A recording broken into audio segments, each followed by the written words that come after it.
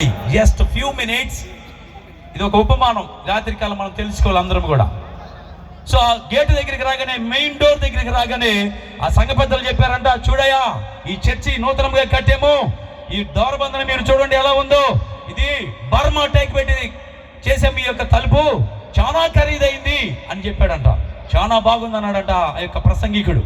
లోపలికి అడుగు పెట్టగానే లోపల ఫ్లోర్ చూశారంట. ఫ్లోర్ చూడగానే అది ఇటాలియన్ మార్బుల్ వేసి బాగా అందంగా చేశారంట. మార్బుల్ వేసి చాలా చక్కగా ఉందంట. పాస్టర్ గారు చూసి, అయ్యా చాలా బాగుంది, ఇది ఎక్కడిదంటే, అయ్యా మేము ఇటాలియన్ నుంచి తీసుకొచ్చాము, ఆ ఇటాలియన్ మార్బుల్ ఇది అని చెప్పారంట. లోపలికి వెళ్ళగానే స్టేజ్ మీద దైవ సేవకులు కూర్చోడానికి మంచి సింహాసనం లాగా చైర్లు తయారు చేయించారంట. అవి చాలా బాగున్నాయి అంట. పాస్టర్ గారు ఇది ఎంత అయిందో తెలుసా అని అడిగితే, నాకు తెలియదు అన్నాడంట ఆ ప్రసంగికుడు. చాలా కోట్ల రూపాయలు పెట్టి ఇదిగో ఈ యొక్క కుర్చీలు తయారు చేయించాము దైవ సేవకులు కూర్చోవాలని అని చెప్పారంట. చాలా బాగుంది అన్నాడంట. ఆ స్టేజ్ మీద చూస్తే ఒక సైడ్ ఏమో క్రిస్మస్ తాత, ఒక సైడు బొమ్మలతోటి స్వీట్స్ తోటి కూర్చొని ఉన్నాడంట.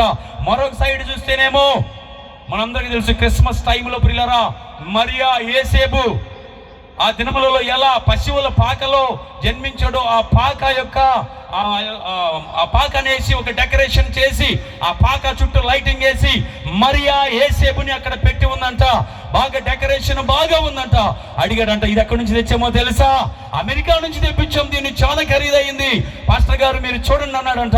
ఆ దైవ సేవకుడు వెళ్ళి ఆ యొక్క పాకాన్ని చూసాడంట. వెళ్ళి చూడగానే పక్కన మరియమ్మ ఉన్నదంట, యేసేపు ఉన్నాడంట, దేవదూతలు కూడా ఉన్నారంట. కానీ పశువుల పాకలో ఆ తొట్టి అనేటువంటిది ఉన్నదంట. ఆ తొట్టిలో మాత్రము యేసు ప్రభు బొమ్మ లేదంట. అక్కడ ప్రియులారా, ఎవరు బొమ్మ లేదు? పెద్దకి చెప్పాలి మీరు, ఎవరు బొమ్మ లేదు? యేసు ప్రభు బొమ్మ ఆ పశువుల పాకలో తొట్టిలో లేదంట, పరుండలేదంట.